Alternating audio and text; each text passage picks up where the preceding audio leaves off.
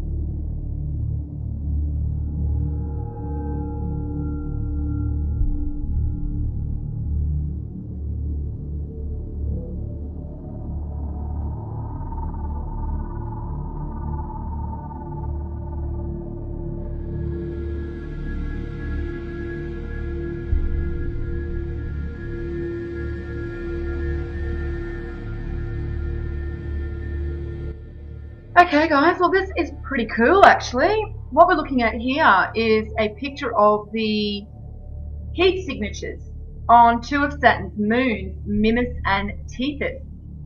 And I really love this photo because it shows me a very unusual geometric shape here. We can quite clearly see that this looks like a part of a triangle. Now, unfortunately, the article in regards to this appears on space.com, which is connected to NASA, and the best they can do is try and tell us that this looks like Pac-Man. In fact, they have mentioned Pac-Man about 20 times throughout this article. Not once do they mention it looks like a triangle, or at the very least, the top of a triangle, or the top of a pyramid. Not once do they mention that it looks like a very unusual geometric shape with very straight lines. They just continually tell us that it looks like Pac-Man. So to me, this really does show me they have nothing but contempt and treat us like idiots. Now, interestingly, the first heat signature here was discovered in 2010, and then they discovered this one in 2011. Now, it goes on to say at the end of the article that the surface oddity was first sighted by NASA's Voyager spacecraft in 1980. But they don't say if it looked like this, they just say that it was an oddity. They don't say if it's changed since when they first saw this in 1980. They don't tell us whether this heat signature has been experiencing a lot of differences during the times that they have first actually seen this. So, you know, once again, we don't get very much information from NASA at all, but really we shouldn't expect anything, you know, more from NASA. They are the mouthpiece of these government agencies. But anyway, I thought it was very interesting, this shape, because as soon as I saw this shape, I actually didn't see Pac-Man. What I saw was what I've been seeing on the Sun, these triangles. So I find it really interesting that this geometry seems to keep turning up again and again. And, you know, we also see that at one of Saturn's poles, there's a hexagram. So once again, we see this very unusual geometry with Saturn. So you think that that would actually rate a mention with NASA? Obviously it doesn't. Now I just wanted to show you this really unusual correspondence to one of Saturn's moons, this one here, Mimas, and George Lucas's Death Star. And the reason that I find this really interesting is, one, they do mention it in the article, but two, now that we're starting to see that there is a definite connection between people that are very creative and their ability to tap into universal consciousness, I think we should start paying attention to a lot more of these very creative types of people and what they were relaying to us.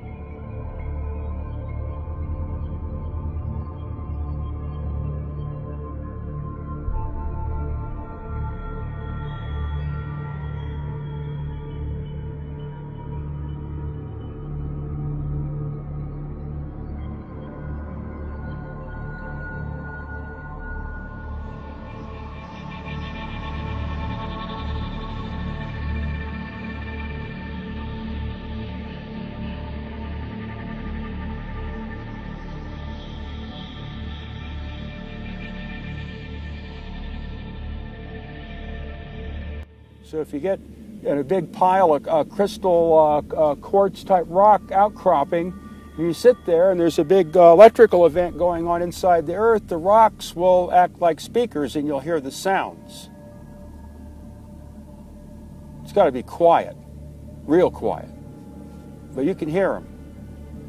Wow. Certain rocks you can hear. They change their shape depending upon the electric field they're in. You put electrostatic field on a rock, it changes its shape. If you change its shape, it produces an electrostatic field.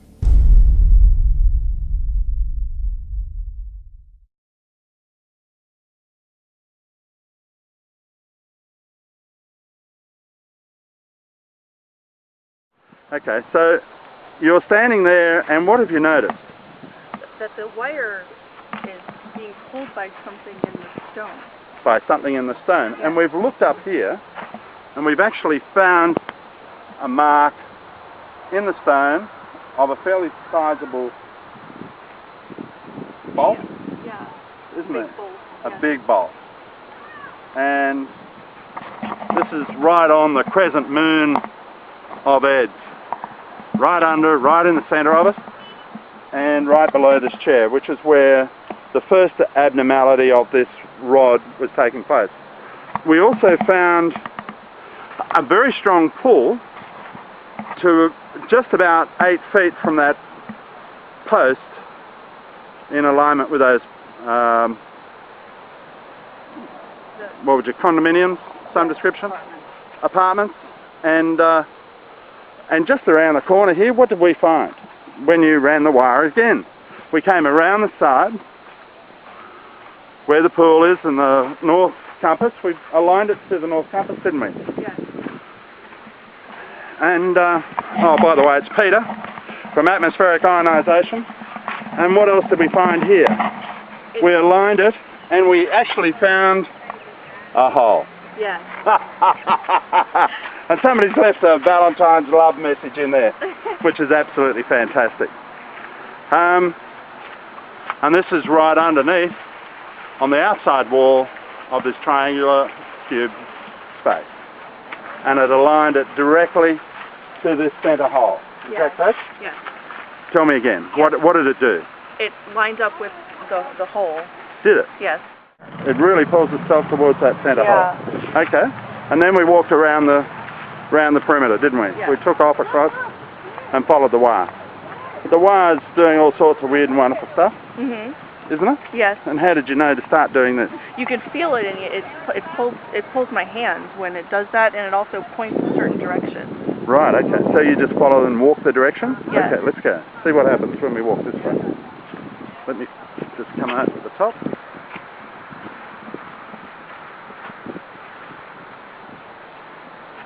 And it's turning again? Yes. Oh, really? Oh, isn't that interesting? Same location. Let's keep going. Right the way around. It hasn't straightened up yet. Yeah, it's still pointing back towards that. Is it? So it's a very strong pull? Yes. Okay, so now it's letting itself go. Is that correct? Yes. Okay. It's not... And it's now aligning itself. Good? Yeah. Yep. And turned away or turned around again. Hold it way out in front of you again, but it's pointing towards water. Okay. So we know that. Keep walking. Right the way around. Just want to see what happens when we go right the way around the other side. Just relax your arm down a little bit. Just bend your elbow back towards you. Yeah. And just let it sit out there. Okay, I'm just going to walk in front of you. I just want to come, follow me. This is the quarry.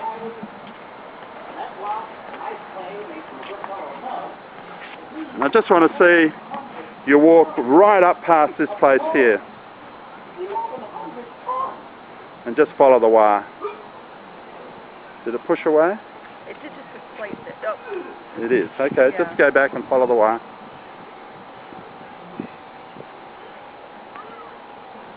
Pulling you there. Walk this way. And now there. Yeah. Stop, look down. Oh. I wonder what that is. Wow. Looks like an earth pin that Ed put there. This was his original, or possibly one of the original posts that he used to ground and make a mark for. Oh, wow. Oh, by the way, if we look up, we get an alignment with the north. See that? The North Polar Star, right back over this way. Yes. Okay, so he lined that up with that as well.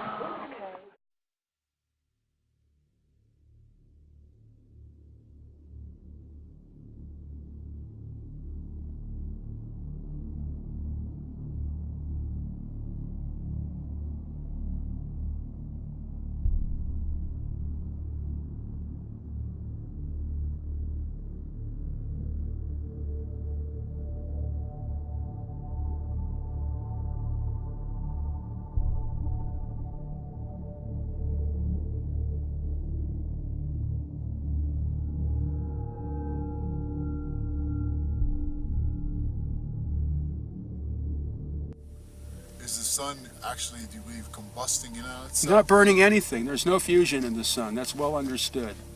Prove it. Yeah, well, there's not the way to prove that there is any. It's only in the flares that you get fusion.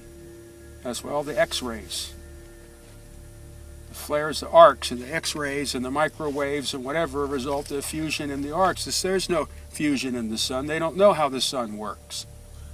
Why do you, what's special, how does the sun make light? It's a transformer. Transforms from some other dimension. It's not burning anything. It doesn't have to. It's a converter. Of what? I don't know. Nobody knows. But that's what it does. That's the only thing it can do, because that's how everything works. It's transforming from another dimension. Yeah, you could say it's taking energy from another dimension, counter space.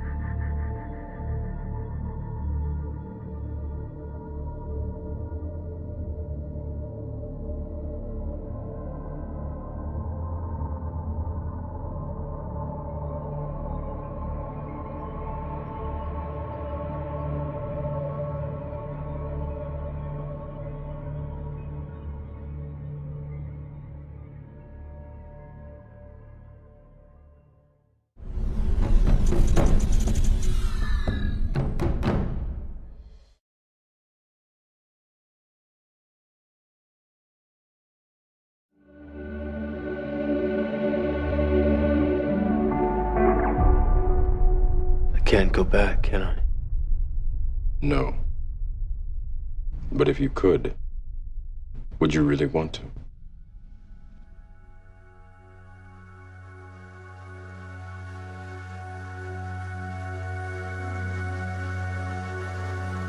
I didn't say it would be easy. I just said it would be the truth. You ever have that feeling where you're not sure if you're awake or still dreaming? I know exactly what you mean. You have the look of a man who accepts what he sees because he is expecting to wake up. Ironically, this is not far from the truth.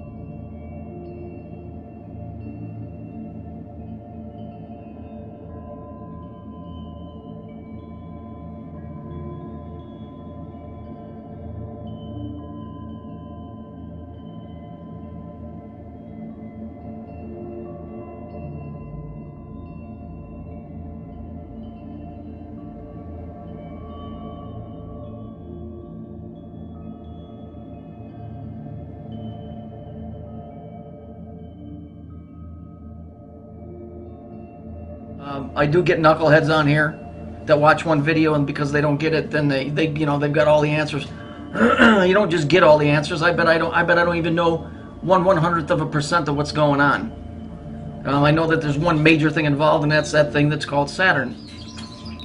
This is one of the biggest lies that comes out of the Bible, because it's not a lie if you understand what it is, but it's a lie the way it was taught to you. You're told, for those of you that are churchgoers, and for you of those who aren't, you'll know what the word is. Sin, S-I-N. The word sin is supposed to mean that you're bad, and that because you're sinful, God can't have anything to do with you.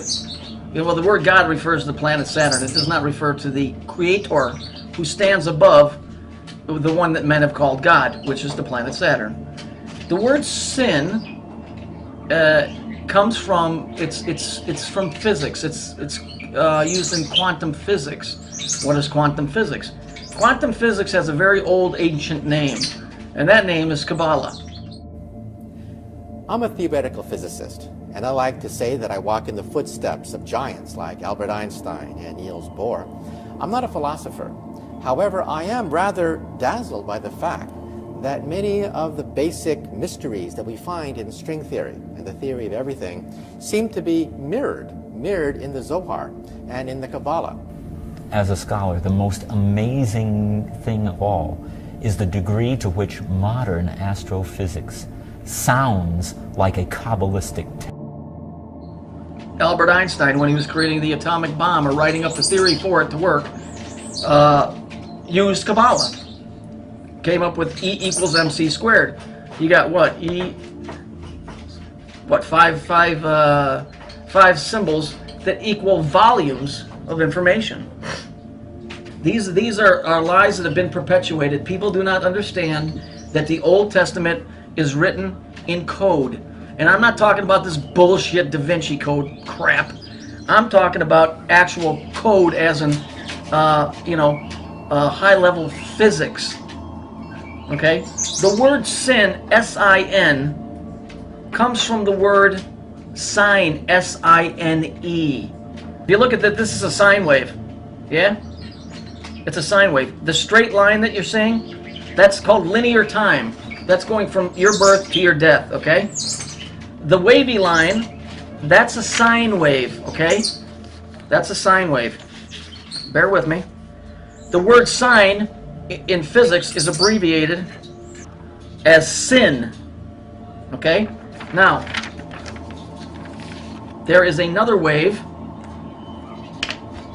it's going to be in blue, that runs along the same line as time, okay? And what that is it goes like this. This one is called a cosine wave, as in cosigner. That's right where that comes from. That's a cosine because it rides the back. It's so tight to the other wave, it's called a cosine wave. Now, you see, you have red and blue, and they both are interacting with time. So, one is time, one is space. Okay? Those two together create time and space. Red and blue, which represents the planet Saturn. The time and space. So why is sin evil? Because sin is the abbreviation for sine, which represents time. And incidentally, the serpent in the garden is right here. Okay? That's the serpent. Okay? The serpent is time. Now I'm going to show you something else. Bear with me for a second. This is where your caduceus comes from. That's time and space running along a linear, that's a cosine and a sine wave, running along the vertical line, which is sine or sin. Here we have the wings. That's what your symbol is that you see, the caduceus. The single one is just a snake, which is it looks like an S. That's the serpent. Okay, so why do they say that we're sinful? They say that we're sinful, or that you're born of natural sin, because you're born into sine. You're born into sine. You're born into time. And when you're born into time, when you're born into sine, you're born into sin. Now, why does sin keeps you away from the Creator? Why?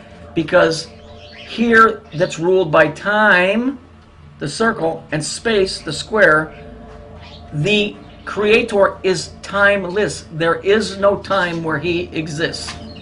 It's a loop. You go around and around and around. You have to arise above that and get to where there is no time.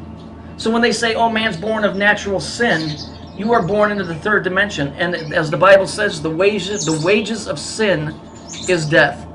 When you're born into the third dimension, you live in the third dimension, and as we all know, time, given enough of it, destroys everything. Okay? That's why in Revelations, the beast is Saturn, because it regulates time. Given enough of it, it will kill you, your friends, your pets, destroy, rust, break down everything in the third dimensional level. And death is always associated with sadness and wailing and gnashing of teeth. Because, see, they took a story of physics and they twisted it and they came up with a bullshit story that some broad, you know, running around in her birthday suit, you know, giggling and ate an apple she wasn't supposed to. The tree of life that they're referring to in Genesis is the Kabbalistic tree of life. First of all, the Old Testament was never supposed to be in your possession. The Jews did not want that out because those stories are coded stories that are written in high physics. All the Old Testament is stories about reflections, light waves, atomic weights, dates, what else? Vibrations, mathematical codes that are what that thing up in the sky creates, that makes the reality that we live in. So for all intents and purposes, that thing is God to this planet, not to me. I believe in the guy that's above him. Problem is, we don't know what his name is. So that's why I believe in Jesus. It's the only guy in between me and the Creator. Okay? Let's watch the graph here. You see how it goes round and round? You see the green? Okay, you see that's the serpent that's in the Garden of Eden. Okay? You see it? You see how that's sine wave, see that? Okay, you see how that works? Okay, now we're going to move on. I want you to look at the equation, and this is going to explain to you why I know that this is bullshit out of the Bible, what they're talking about. The Bible is not bullshit, but with the way that they crafted the story and made you think of something else is. And on top of that, when you're trying to explain physics to a guy, you know, that doesn't understand physics, you have to use other means, and that's why they use the story of the Garden of Eden. So let's look at the way it's written. Okay, there's 3 axis points there, all right, which is what creates the cube. All right, but let's look at it. This is interesting. Why am I going to go? Why am I going to go to hell when I die? Look what's in parentheses. Cause I sin. You see, they just crafted a story from physics, and they did that because back in the old days, like I said, in order to get the message across to somebody, you put it in a story form. Okay? This is what this is all about. There's no doubt in my mind. Just, okay, here we have a woman with an hourglass. Yeah? Okay? She's got her arm resting on a skull, which represents death. The thing that's above her head is called Orbis. It's a snake biting its tail. Okay? That represents Saturn. Okay? All halos that you see represent Saturn. All circles, the earrings that you wear, women, those earrings are a representation of time, and it comes out of Babylonia. It represents Saturn. Same thing with your wedding ring.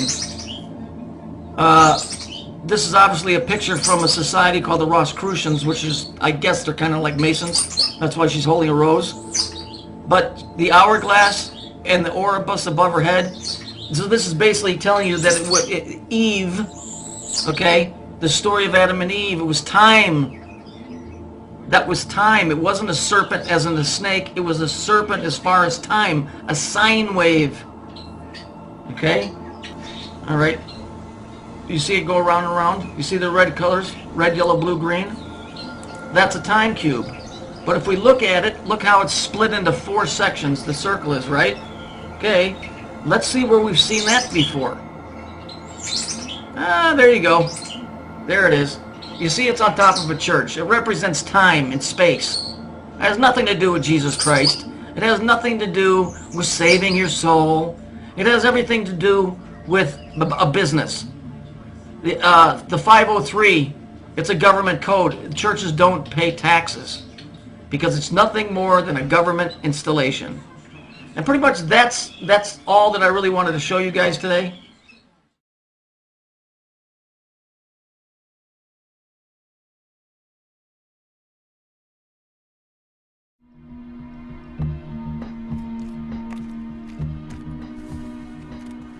I guess there's a plan for all of us. I had to die. Twice. Just to figure that out. Like the book says, he works his work in mysterious ways. Some people like it. Some people don't.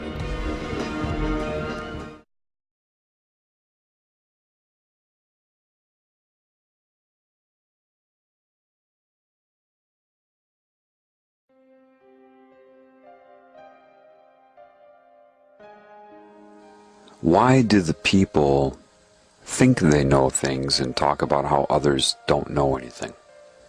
Why is it so easy to get people to call other people sheep? Is that not just the new underground pop thing to say? You have homophobia, this could be sheepophobia. Everybody calls everybody else a sheep. They talk about how they're awake. People believe that if they watch a 6-hour video by David Icke, or watch Endgame by Alex Jones, or study the Illuminati online, they believe that after doing so, that has anything, in any way, to do with being awake. They believe it. I'm not kidding. They can't get enough. Addicted to posting their opinion in a forum. Chasing that white rabbit everywhere it goes. And they call themselves awake because the system wants you to call yourself awake. It loves that. Cockiness, arrogance, and hating other people. And as you're sucked into this, it is consuming you and you don't know it.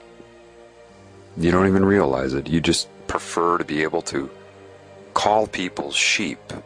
Perhaps subconsciously you resent that you were called a sheep. You want to be able to say it too. The naivety with that is that you don't know anything that they know. And they know you don't know it. You're not hurting their feelings. You're making them laugh at you. Because you're eating up mostly propaganda that they have distributed. Calling yourself awake and pointing your finger at them, and you are hardly enabled to deal with them or even your own self. John, tell me why. John, give me. John, tell me another answer, please.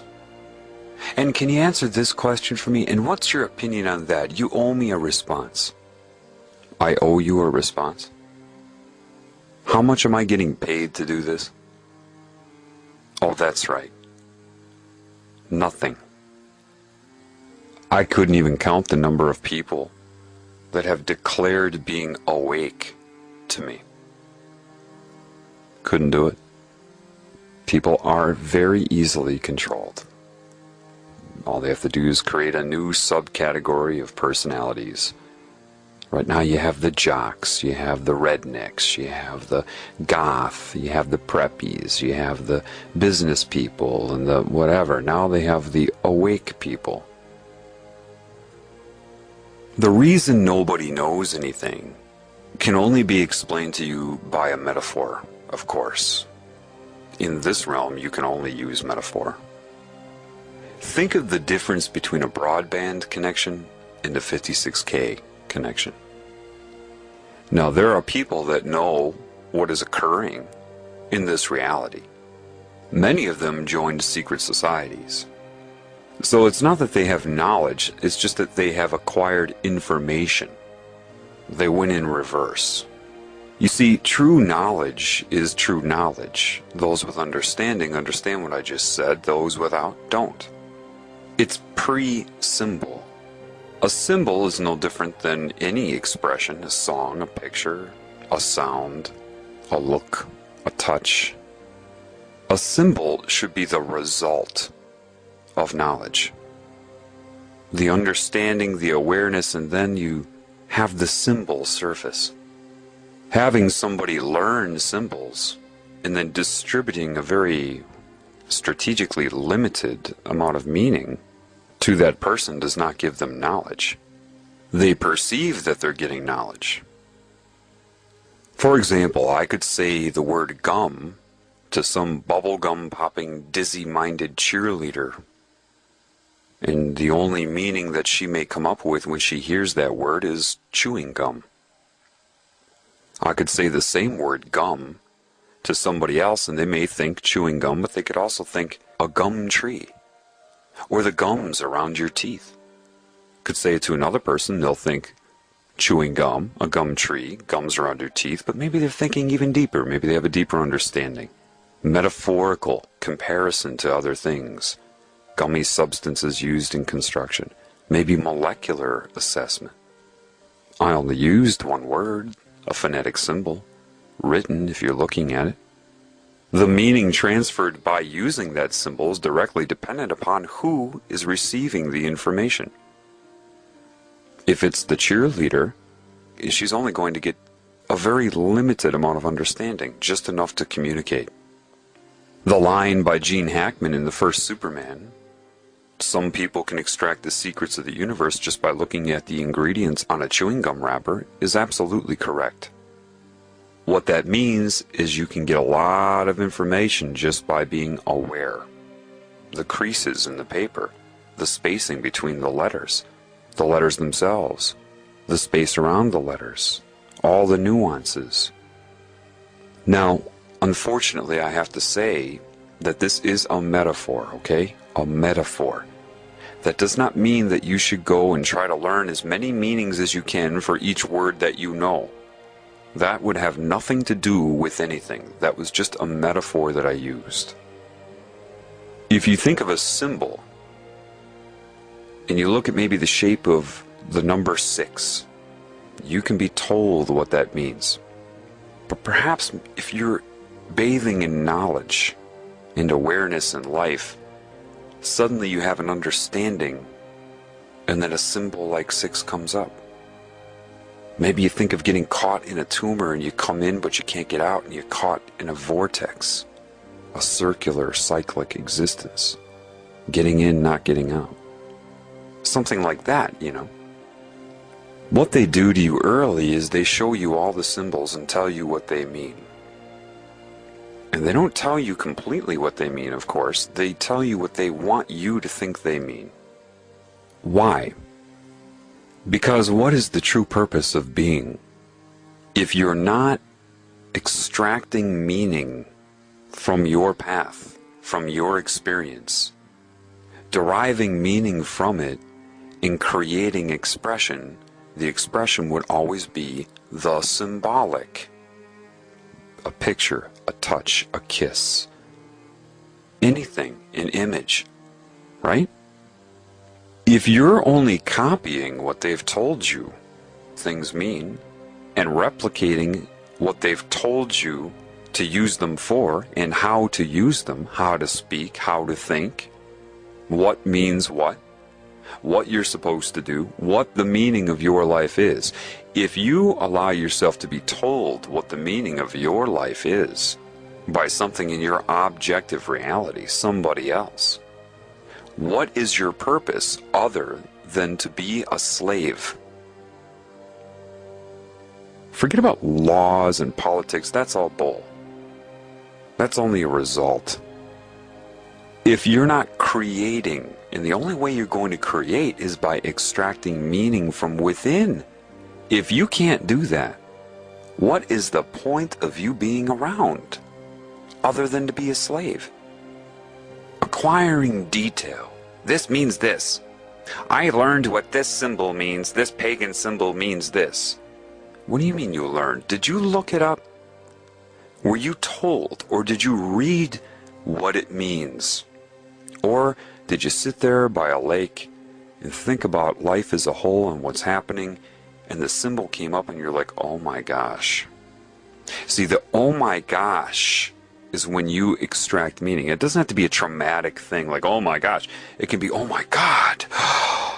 That is the sign of a creative. Somebody that's always in their mind like, I get it, oh my gosh. And you want to tell the whole world.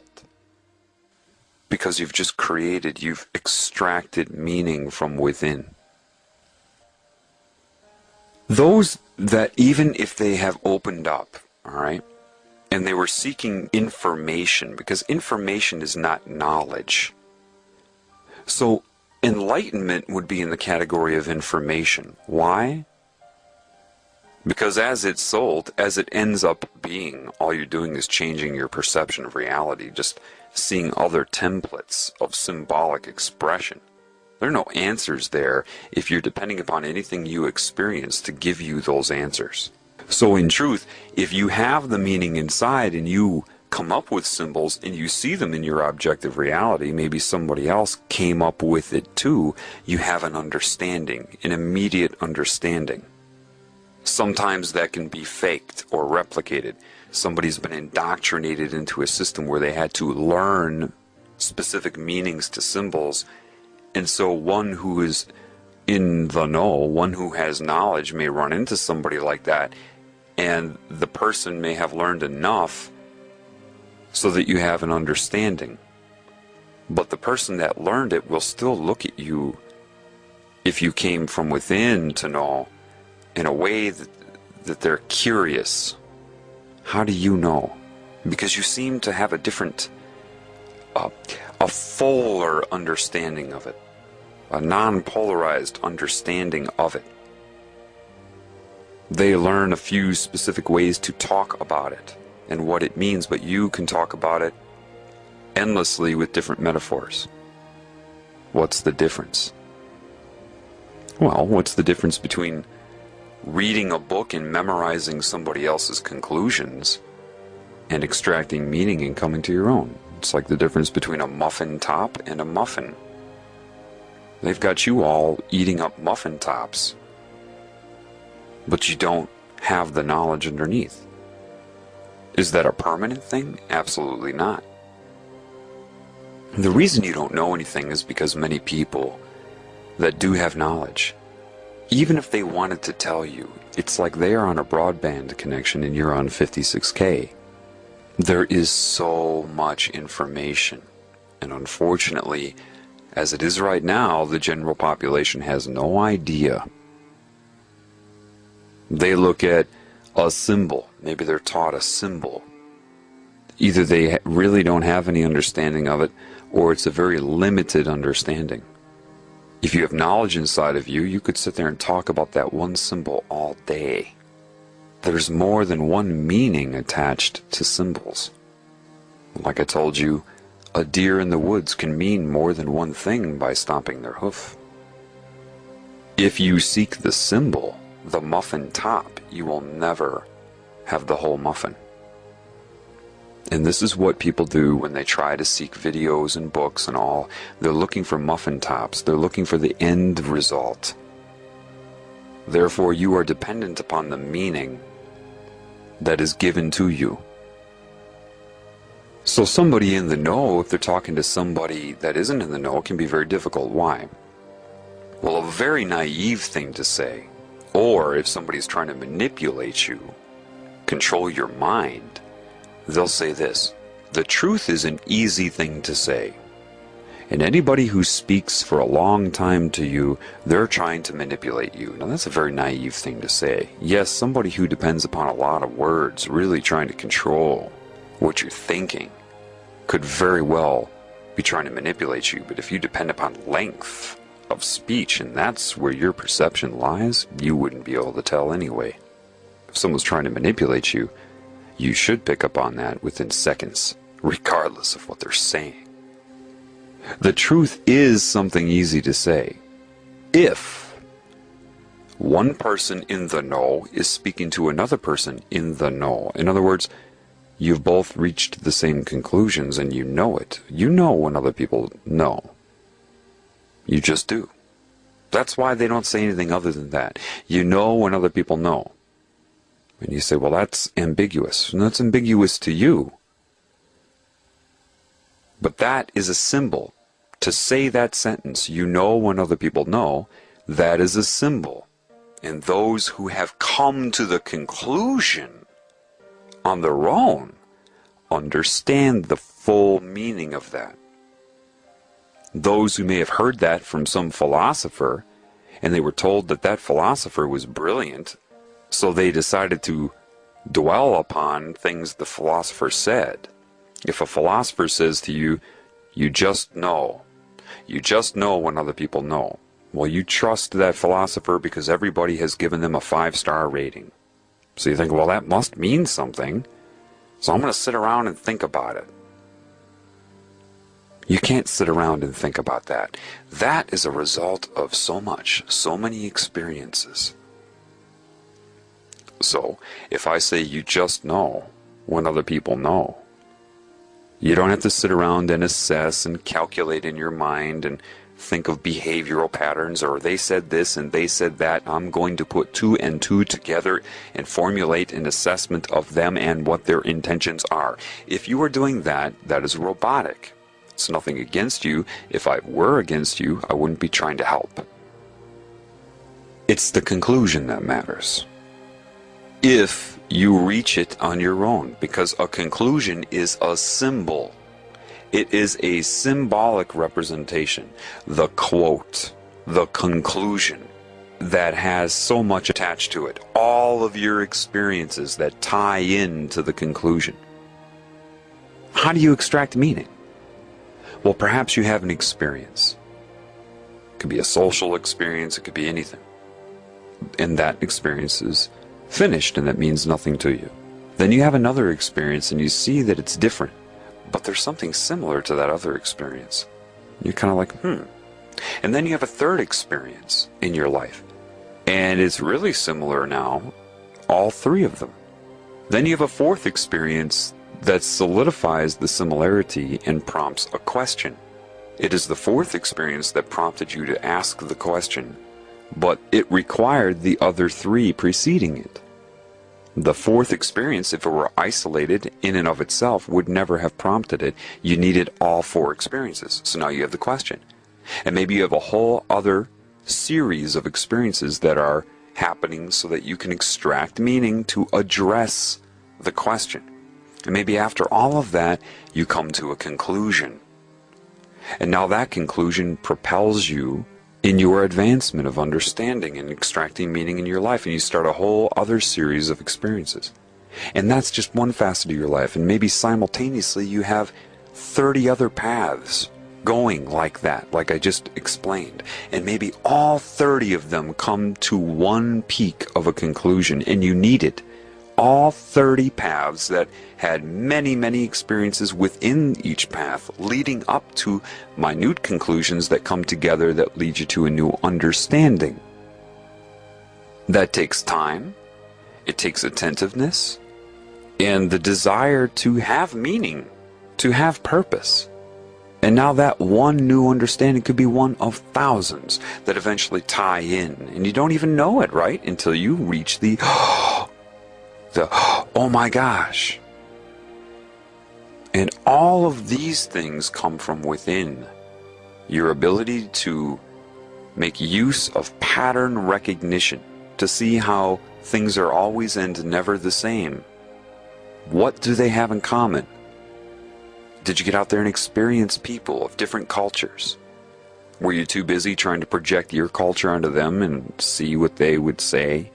Or were you trying to figure out what you had in common? I did that my whole life.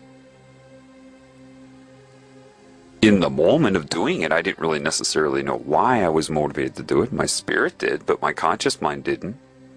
Your spirit will lay breadcrumbs for you throughout your entire life or path. So if you come to an understanding, and then several understandings, and you know how much is involved with it, you can tell other people the details of your path, but that isn't their path. And if they try to memorize the details of your path, they're pulled off of their path. This is why I have been really careful not to give too much information about my path. People always ask me, tell me how this all began. And the details of my path are irrelevant. The understanding is the important thing, the conclusions I reach. And I can share conclusions with you to motivate you. But I can't have you memorize my conclusion. So I have to have a delicate balance of rhetoric with the information. And the information is not volumes of information. It's enough to make my point clear. It's enough to show you that I've learned. But I don't want you to memorize the details of my life. One who really cares for you will be attentive to that. And the idea of indoctrinating somebody with an oath is absolute evil. Why? Because they're declaring they do not want you to be a creative being and extract your own meaning. You will go through steps in which they will spoon-feed you meaning. And because it's more meaning than you had before, more knowledge, you're really impressed by it. You think you're actually getting something. You think that you're being empowered. When they know that by keeping you from being able to extract meaning on your own, they've got complete control over you. They have pulled you off of your path. But if they did that successfully, you would never even have thought of that, now would you? Because you won't extract your own meaning, you see? Nevertheless, somebody with a lot of knowledge, if they're on a broadband connection and they're speaking to somebody in a 56K connection, it's anything but easy to tell the truth. Like I said before, one in the know can say the truth very easily to another in the know. If one in the know is speaking to an individual that is not in the know, saying the truth is anything but easy. Why? Because of what you know of the enormous gaps that they have. That you cannot just say the truth because they'll understand the words with the limited understanding they have in their concept building by society. But they would need to go through so much. And you know that they don't believe that. Telling them that makes no sense to them. They say, the truth is simple, you should be able to give me a simple answer. And then what happens is the people that have knowledge get very frustrated. The very moment you interrupt them or cut off what they're saying to you when they have to extend great patience to try to tell you the truth, and you cut them off and want to give them your opinion, or you tell them that you agree with them or disagree. To somebody in the know, when they're speaking to somebody that is not in the know, when the person that is not in the know says that they agree or disagree, both of those things are offensive. Because they know you should just have your mouth shut and take in what they're saying, and a lot of what they're saying will be rhetoric. But I talk to people like this all the time. They completely ignore the rhetoric. I'll use rhetoric. That if they had wisdom, they would understand at least, okay, there's something with this, and they blow it off. They go, yeah, but anyway, and then I blow them off. And they have no idea why I blew them off. Or people will just bombard me with questions. Questions that are what you call loaded. Anybody in the know would say that's a loaded question. Because you lack so much just in the fact that you're asking those questions shows how much you don't know. And you ask them in a very naive way. It's not your fault, but you expect a simple answer. People will go up to somebody with knowledge that has required an entire lifetime of attentive awareness to their experiences, detailed and disciplined effort to extract meaning from your life, and they ask you a simple question and expect somehow that you are going to be able to transfer a lifetime of understanding in 2 or 3 paragraphs. They truly do. They do expect that, otherwise they wouldn't ask the question. So you have this huge gap between those who are in the know and those who are not in the know.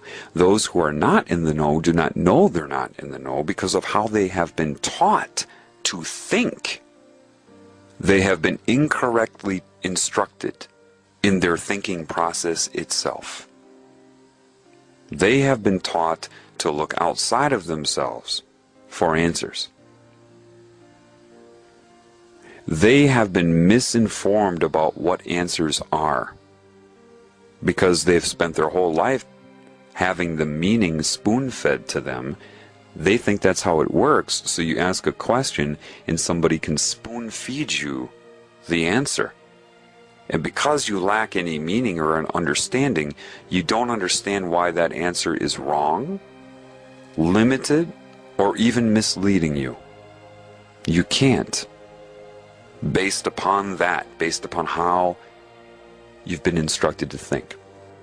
So a lot of people that have knowledge When they interact with the average person, they get very, very frustrated. Very. They'll just look at you. All they can do is look at you because they can't say anything to you. You would not be able to extract meaning from what they say. They said gum, all you would do is hear chewing gum. And they're thinking 500 different meanings to gum, all leading up to a point of conclusion. If you lack that, it's a waste of time to tell you anything. This is why, when you hear someone tell you that you cannot be told the truth, this is why. So they'll look at you and they'll have that look. And those in the know understand that look. It's a look that says, you know so little. You know absolutely nothing and don't know it. To tell you what I know, I would need 500 mouths and have to be able to speak 500 different sentences simultaneously, all at the same time, to express what I know, and you would have to be able to interpret 500 simultaneous sentences flowing at you at once. That's what that look says. And the look also says you don't even know that. And if I told you that, you would call me arrogant because you've been trained to call people arrogant. You don't even know what that means. So they'll just sit there and shake their head at you. They shake their head from side to side because they're paralyzed. It's the questions you ask, the way that you ask the questions, and what you do if they actually try to answer them. How long does it take before you cut them off, roll your eyes, or get distracted by something that occurs in the room, like a cat being distracted by bright and shiny objects? And if they're trying to tell you something, and maybe your cell phone will ring and you'll tell the person trying to give you truth to hang on, Shelley has to talk about her boyfriend. Okay, hey, you're not going to get the truth. You're nowhere near prepared to even comprehend anything that is true. And then you say, come on, just tell me. You can't be told. Well, that doesn't make sense. All you have to do is tell me. You can't be told. Not in your current state. You need a lot of work. And you don't understand why you need a lot of work. That's what it comes down to. Now, nothing is 100%. Am I saying that every Freemason has been spoon-fed? No, there's a lot of intuitive people that probably joined that. But they were naive enough to be sucked in. But some of these people may want to tell the world things. Maybe they thought, you know, this isn't fair. I gotta tell them what's going on. And they tried. Maybe they tried with a few people, but they got the rolling of the eyes. Or the person that they knew nothing, tried to debate them. They're so far out of the know that they can't even recognize truth when it's told to them. Do you know that the majority of the people that look up information on the Illuminati point their fingers at people in the Illuminati? If you actually sat down in a room with these people and were allowed to ask them questions and they had to be honest with you, if they told you the truth, you either wouldn't understand or you would roll your eyes, you would laugh at them. I know enough to know that. A problem with somebody in an organization like that is not only are they separated from you, they're separated from you because they cannot relate to you. Because what you think is not what they think is. That's first and foremost, and that's by design, by that which sucked them into it. They're also controlled by an oath with fear. And it's not just fear of death. They'll use threats of the unknown because these people are shown different templates of reality. And they say, we control that too. So if you do this, it's not over when you die. We'll get you here, here, and here. And they don't know any difference. They can't prove that that isn't happening, that that won't happen. That's the fear of the unknown. When are you subjected to the fear of the unknown? When you look outside of yourself for meaning. They are answering to a consciousness that overwhelms them.